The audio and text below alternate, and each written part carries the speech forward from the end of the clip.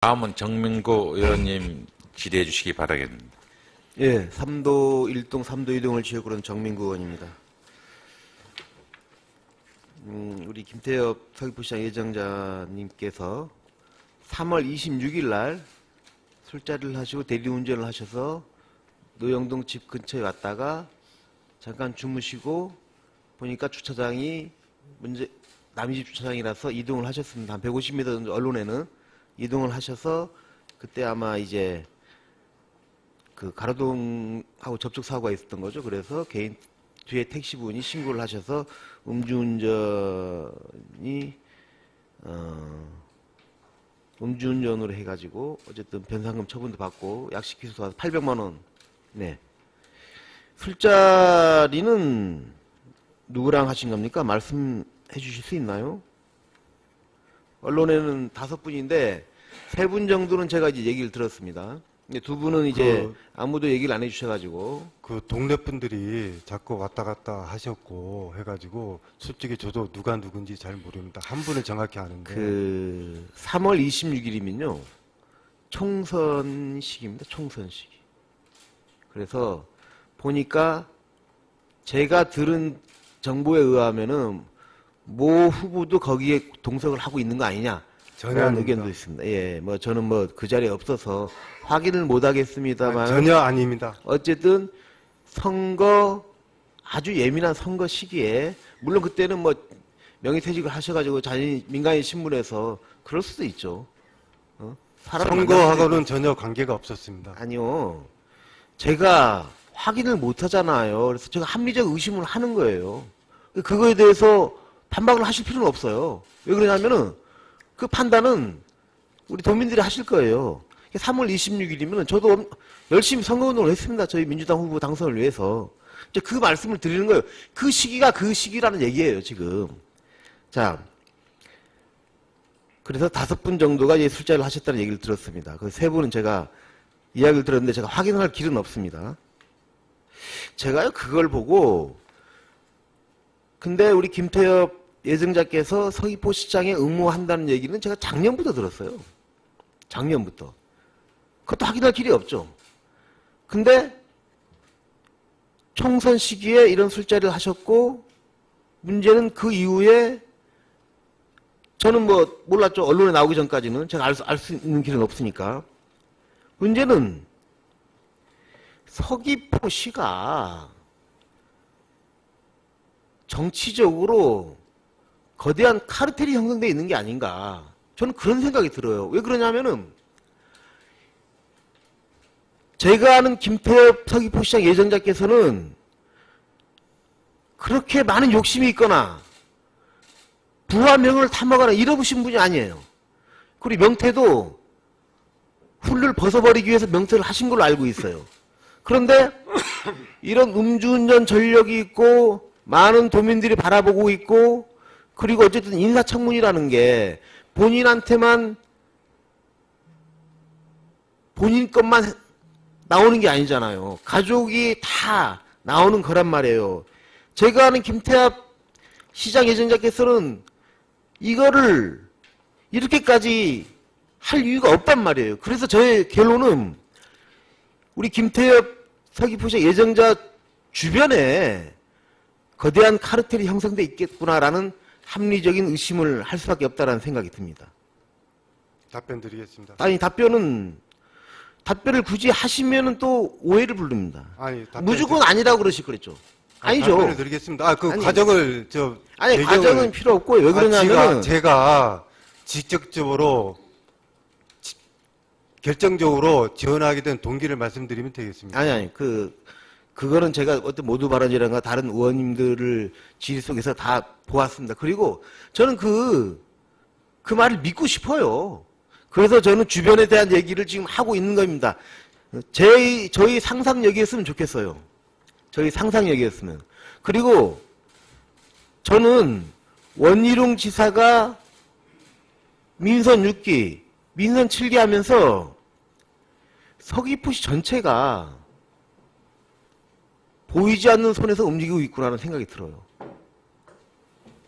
저는 지금 김태엽 서귀포시 예정자를 두고 할 말이 아닙니다. 원희룡 지사에 대한 얘기를 하는 겁니다. 제가 왜 이런 생각을 하고 있는지도 저도 모르겠어요. 근데 이제 확인하고 싶어요, 진짜로 이거는 제가. 저는 100% 장담을 했거든요. 김태엽 예정자께서는 이 자리에 오지 않을 것이다.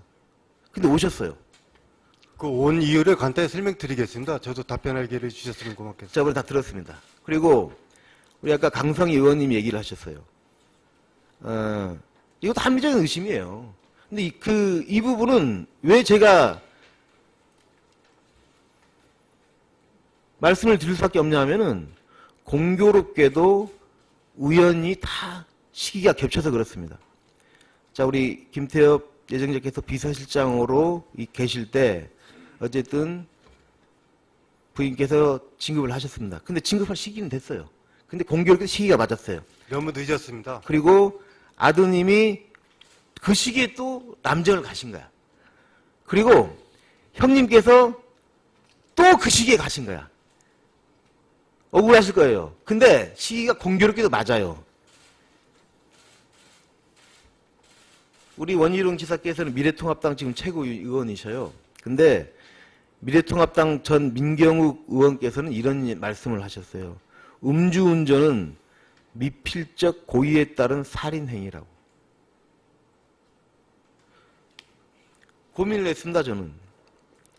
그래서 저는 인사청문회 자체를 보이콧하자는 이야기를 한 이유는 딱 하나입니다. 본인의 그 김태엽 예정자에 대한 이야기가 아니에요.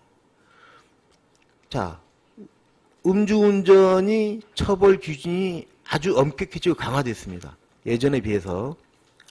그런데 그 800만 원의 벌금을 내신 분이 예를 들어서 서귀포 시장이 된다면은 우리 제주도 공직자들은 뭐지? 서귀포시청 공직자들은 뭐지? 이런 생각이 들어요. 이런 생각이. 억울하실 거예요. 그런데 고위공직자라는 자리가 그렇게 책임감이 따른다는 얘기죠. 그리고 고위공직자를 따라서 하는 후배 공직자들이 있단 말이죠. 저는 그런 부분이 안타까워요. 일 잘하실 거예요. 김태엽 여사님께서는. 그러나 그 한 번의 실수로 그 모든 것이 뒤집어질 수 있다는 얘기죠. 저는 참 인사청문회 자리에서 이런 얘기를 하는 제 자신도 참 안타깝습니다. 제주시장에 응모하셨다가 민선6기에 한 분은 또 낙마를 한번 하신 적이 있죠. 예, 있습니다. 제주시장입니다. 그리고 국회에서도요, 우리 중앙부처에서도 인사청문을 하면서 음주운전 전력으로 인해서 많은 분들이 낙마를 하십니다. 근데 이분들이 공통된 게 음주운전도 음주운전이지만 이런 분들이 또 부동산 관련해서도 막 깔끔하지가 않아요. 부동산 관련해서도. 저는 김태엽 예정자랑 부인께서 거의 한 30년까지 공직생활을 하면서 나름대로 그 재산 형성 과정을 들여다봤습니다. 막 그렇게까지 뭐 하지도 않으셨어요. 근데 이 합리적인 의심이라는 게 참 무서운 단어입니다. 제가 이따 추가 질의할 때 그 상세하게 질의를 하겠습니다만은 이 합리적인 의심이라는 단어에서 제가 헤어나오지를 못하겠어요. 외도동 땅에 대해서 제가 추가 질의를 할 때 하겠습니다. 외도동 땅에 대해서 경매로 구매를 하셨어요. 큰 문제 없습니다. 그 이유에 합리적인 의심이 좀 있어요, 저는. 그래서 그거에 대해서 제가 집중 질의를 하겠고, 해안동 땅도요, 전으로 돼 있잖아요, 전으로. 예. 근데 제가 보건데 기획부동산이 분할해서 이제 매매를 한 것 같아요. 딱 330평방미터니까. 근데 다른 지역은 건물이 있습니다, 거기에. 다른 집은 바로 옆에 건물이 있어요, 집원이. 그래서 이거는 충분하게 만약에 용도 변경을 하면 대지로 전환해서 건축 행위를 할 수 있는 그러한 공간이라고 보이고, 어쨌든 이거는 뭐 투기성은 아닌 것 같아요. 근데 투자 목적으로 구매하실 수 있다고 봐요, 저는. 그런 것 같습니다. 그게 뭐 그 건물을 지어서 거기에 이제 사실 생각은 없었던 것 같고 노영동도 뭐 한국 언론에는 그 임대업에다 문제가 나왔었잖아요. 보니까 뭐 사업자 등록도 있어요. 사업자 등록도 있고 그건 큰 문제가 아니라고 봅니다. 어쨌든 추가 질의 시간에 합리적인 의심에 해당하는 외도동 땅에 대해서 질의를 하도록 하겠습니다. 이상 마치겠습니다. 예, 정민교 의원님 수고했습니다.